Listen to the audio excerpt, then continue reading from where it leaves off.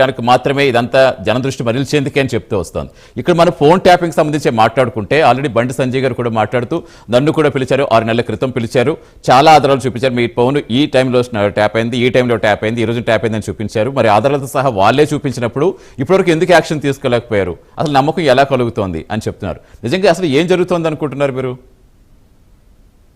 ఇప్పుడు మొట్టమొదట phone tapping జరిగింది అని భారతీయ జనతా పార్టీకి సంబంధించిన రఘునందన్ రావు గారు దుబ్బాకలో కంప్లైంట్ చేయడం జరిగింది. అక్కడి నుంచి అసలు ఫోన్ ట్యాపింగ్ అనేది ప్రజల మధ్యలోకి చర్చలోకి వచ్చింది.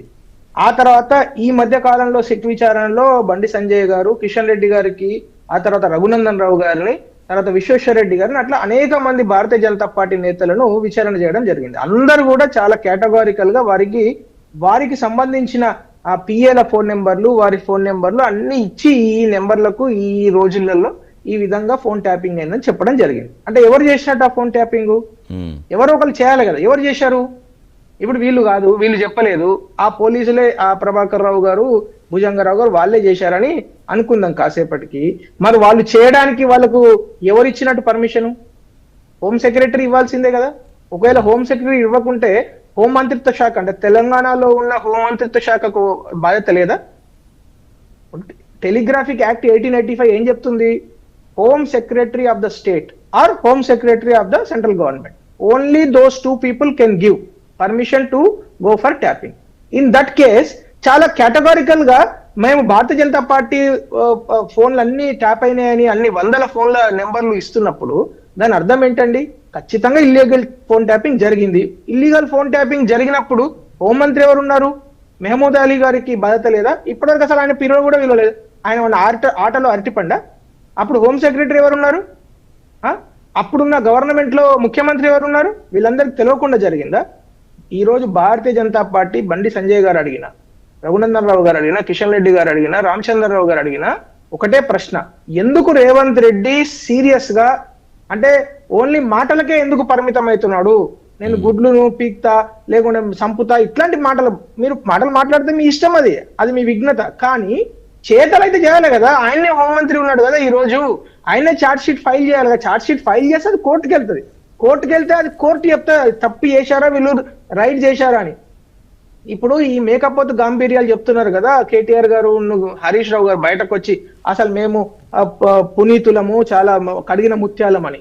అదే వాళ్ళకు 160 CRPC బదులు 197 అక్యూజ్డ్ గిట్ట నోటీస్ వచ్చి ఉంటే తెలిసే సంగతి. ఎందుకు? వాళ్ళు ఆల్రెడీ సెటిల్మెంట్ చేసుకున్నారు, వాళ్ళకి కాన్ఫిడెంట్ గా చెప్తున్నారు, వాళ్ళకి చాలా ఏమంటారు, వాళ్ళకు నమ్మకం ఉంది రేవంత్ రెడ్డి గారి పైన. ఈయన మనల్ని ఏం చేయలేడు, ఆల్రెడీ మేము అందరం ఒకటే. ఈ రోజు తెలంగాణలో రేవంత్ రెడ్డి ప్లస్ కవిత ప్లస్ కేటీఆర్ ప్లస్ హరీష్ రావు ఈ స్టోరీ నడుస్తున్నది. అందరూ ఒకటే, దొందే. వీళ్ళందరూ కలిసి తెలంగాణ ప్రజలను మోసం చేసే ఒక వ్యవహారం కనబడుతున్నది. ఇప్పుడు చూడండి, రైతు భరోసా ఈ పాటికే డిసెంబర్ అయిపోయింది, జనవరి అయిపోయింది. ఈ 2 నెలల నుంచి ఆల్రెడీ రైతు భరోసా 65 లక్షల మంది రైతులకు ఒక్క పైసా కూడా రాలేదు. దాని గురించి అడిగేటి వాళ్ళు ఎవరు? Diversion politics. You scratch my back, I scratch your back, that's it. ఇది చేసుకుంటే ఎలక్షన్స్ వరకు ఇదే టైం పాస్ చేద్దాము. మీ మీద కోపం ఉన్నాడు మాకు ఓటేస్తాడు, మా మీద కోపం ఉన్నాడు మీకేటేస్తాడు. ఇది అసలు రాజకీయంలో, ప్రజాస్వామ్యంలో ఇది కరెక్ట్ విషయం కాదు. రైట్ అమర్ గారు, కంటిన్యూ చేద్దాం. ఒక నిమిషం వస్తాను. మిట్ సాయి కుమార్ గారు మనతో జాయిన్ అయ్యారు.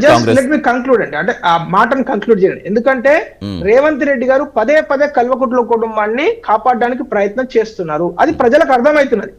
ఇక వాళ్ళ ఆటలు సాగవు. ఇప్పటి నుంచి ఏ ఎలక్షన్ వచ్చినా కూడా 2 పార్టీలను ఓడగొట్టడం ఖాయం. రైట్. సాయి కుమార్ గారు నమస్తే అండి. సాయి కుమార్ గారు,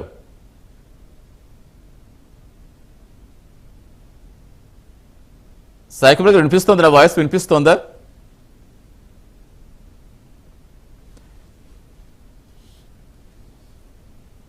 రైట్. అమర్ గారు, ఇప్పుడు ఇందాకే హరీష్ రావు గారు మాట్లాడుతూ కేవలం ఇది సింగరేణి బొగ్గు స్కామ్ నుంచి ప్రజల దృష్టి మరల్చేందుకు, మరోవైపు నిజంగా సిట్టు విచారణలో అడిగిందే మళ్ళీ అడిగారు తప్పించి అసలు అక్కడ ఏమీ లేదు, నిజంగా వీళ్ళకి దమ్ముంటే సిట్టు విచారణ ఫుటేజ్ బయట పెట్టమనండి అని ఇందాక హరీష్ రావు గారు చెప్పడం చూస్తాం. ఇందాక రీసెంట్గా మళ్ళీ కేటీఆర్ గారు మాట్లాడుతూ పారిశ్రామికవేత్త గన్ పెడితే అక్కడ సిట్ వేయగలరా, సిట్ వేశారా, ఏదో జనం దృష్టి మరల్చేందుకు ఒక కాలక్షేప కథలు నడుపుతున్నారో తప్పించి దీంట్లో ఏం అసలు కేసులు పస్తే లేదని ఇటు మాట్లాడడం చూస్తాం. అంటే ఈ సిట్టు కేసు ఉంటే కదా ప్రజలకు పక్క ఏమైనా ఉంటే అసలు కేసే లేదు అక్కడ. వాళ్ళని ఓన్లీ విట్నెసెస్ కింద పిలిచారు. అసలు కేసు ఎవరి మీద పెట్టారు ఇప్పుడు? కేసు ఎవరి మీద నడుస్తున్నారు సార్? అక్యూజ్డ్ ఎవరు ఇప్పుడు? ఫోన్ ట్యాపింగ్ వ్యవహారంలో అక్యూజ్డ్ ఎవరు? ఇప్పటి వరకు ఒక్క పొలిటీషియన్ పేరైనా అక్యూజ్డ్ నేమ్స్ లో ఉందా?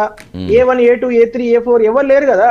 ప్రభాకర్ రావు, భుజంగరావు, ప్రణీత్ రావు, శ్రావణ్ రావు, ఆ తర్వాత ఇంకో ఆయన పేరు ఏదో మర్చిపోయినా. రాధాకిషన్ రావు గారు కలిసి చేశారు కదా, రాధాకిషన్ రావు గారితో కలిపి విచారించారు. రాధాకిషన్ రావు గారు అంతే. వీళ్ళు 5-6 ఉన్నారు, అందరు పోలీసులే.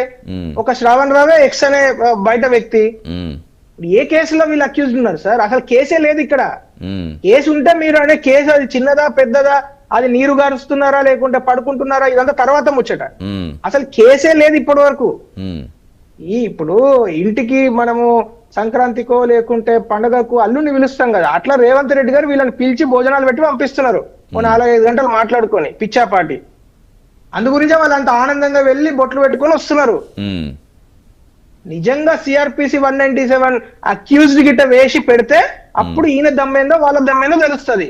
ఇది ఏంటంటే ఇది రెండు ఈ ఫ్యామిలీ, అదే కల్వకుంట్ల ఫ్యామిలీ అండ్ రేవంత్ రెడ్డి గారికి ఉన్న సత్సంబంధాలతోని వాళ్ళు నాటకాలు చేయగలుగుతున్నారు. చూడండి మీరు, HMDA స్కామ్ డే 1. HMDA అంటే ఎవరండి? Urban development. తెలంగాణ ఏర్పడ్డ తర్వాత మొట్టమొదటి అర్బన్ డెవలప్మెంట్ మినిస్టర్ ఎవరండి? కేసీఆర్ గారు. 9 నెలల తర్వాత వాళ్ళ కుటుంబంలో కేటీఆర్ గారికి ఇచ్చారు. వాళ్ళిద్దరు తండ్రి కొడుకులే ఉన్నారు కదా 10 సంవత్సరాలు. మరి అప్పుడు జరిగిన HMDA స్కామ్ లో కావచ్చు, అప్పుడు జరిగిన అవకతవకలలో వారికి ఏం బాధ్యత ఉండదా? అసలు వారిపైన ఒక FIR అని ఉందా? ఆ తర్వాత Kaleshwaram scam, phone tapping, GST scam, గొర్రెల స్కామ్, ఏ స్కామ్ లో ఇప్పటి వరకు ఛార్జ్ షీట్ ఫైల్ చేసి సార్? ఇంత అన్యాయం ఉంటుందా సార్? ఏమన్నంటే నేను సంపుతా, కొరుకుతా, గుడ్లు వీక్తా, ఇలా మాట్లాడే అవసరం లేదు సార్. మీరు ప్రాపర్ గా పని చేయండి. మీదే హోంమంత్రి కదా, మీరు ఛార్జ్ షీట్ ఫైల్ చేయండి, FIR చేయండి. మీ దగ్గర నేను ఇంకో మాట చెప్తా సార్. గమ్మత్ ఏంటంటే ఎలక్షన్స్ కన్నా ముందు ప్రతి ప్రెస్ మీట్ లో రేవంత్ రెడ్డి గారికి ఒక ఊత పదం ఉంటుంది. ఏంటంటే నా దగ్గర నిర్దిష్టమైన ఆధారాలు ఉన్నాయి అని చెప్తాడు ఆయన. మియాపూర్ ల్యాండ్ స్కామ్ దగ్గర నుంచి ఆయన చాలా ప్రెస్ మీట్లు మాట్లాడాడు. ప్రతి ప్రెస్ మీట్ లో ఆయన చెప్పేది అంటే నిర్దిష్టమైన ఆధారాలు ఉన్నాయి. నిజంగా నిర్దిష్టమైన ఆధారాలు ఉంటే అవి మరి పోలీసులకు ఇచ్చి ఈ ఎవరైతే అప్పుడున్న అవినీతి చేసిన గుంట నక్కలను అరెస్ట్ చేయించవచ్చు కదా. మరి ఎందుకు నిర్దిష్టమైన ఆధారాలు ఆయన దగ్గరనే పెట్టుకుంటున్నాడు? ఆయన ఇవ్వచ్చు కదా, ఇవ్వడు ఆయన. ఏమనంటే ఇప్పుడు మనం మాట్లాడేమనుకోండి, మా మీద ఎదురుదాడి చేస్తారు. సో నేను కంటిన్యూ చేద్దాం, ప్రశ్న అడుగుతున్నా కదా. అమర్ గారు కంటిన్యూ చేద్దాం. సాయి కుమార్ గారు కూడా జాయిన్ అయ్యారు, ఫిషరీస్ కార్పొరేషన్ చైర్మన్.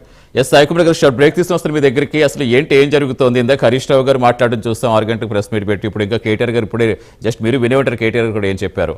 అసలు కేవలం ప్రజల దృష్టి మరల్